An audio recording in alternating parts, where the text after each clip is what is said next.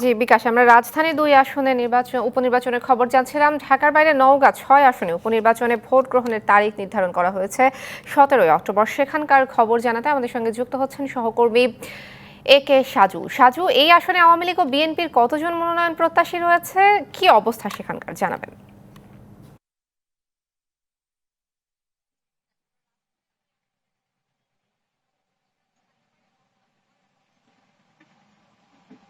ধন্যবাদ আপনাকে আপনাকে জানিয়ে রাখি এই আসনে সাবেক MP ইসরাফিল আলম মারা যাওয়ার পর এই আসনটি শূন্য করা হয়েছে।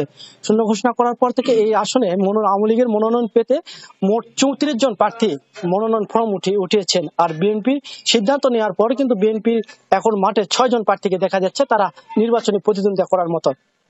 এই মুহূর্তে আমার সঙ্গে রয়েছেন আওয়ামী লীগের একজন প্রার্থী, যে শুরু থেকেই মাঠে কাজ করে যাচ্ছেন, বিভিন্নভাবে প্রচার প্রচারণা করে যাচ্ছেন, কিন্তু মনোনয়ন ফর্ম জমা দেওয়ার পর আরো প্রচার প্রচারণা জোরসোরে চালাচ্ছেন। আমার সঙ্গে রয়েছেন আওয়ামী লীগের মনোনয়ন প্রত্যাশী ওমর ফারুক সুমন। সুমন ভাইয়ের কাছ থেকে জানবো, আপনি তো মনোনয়ন ফর্ম জমা দিয়েছেন, আপনি কতটা আশাবাদী এবং নির্বাচিত হতে পারবেন কিনা, আর হতে পারলে এই এলাকার জন্য কি করার আপনার চিন্তা ভাবনা রয়েছে?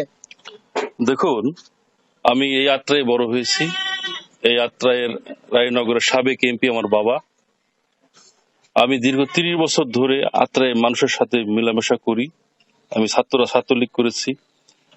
আমি দৃঢ়ভাবে বিশ্বাস করি, যদি তৃণমূলের জনপ্রিয়তার ভিত্তিতে মনোনয়ন দেওয়া হয়, তাহলে আমি শতভাগ আশাবাদী আমি নমিনেশন পাবো। আর আমি নমিনেশন পেলে আমার দৃঢ় বিশ্বাস আমি বিপুল ভোটে বিজয়ী হব।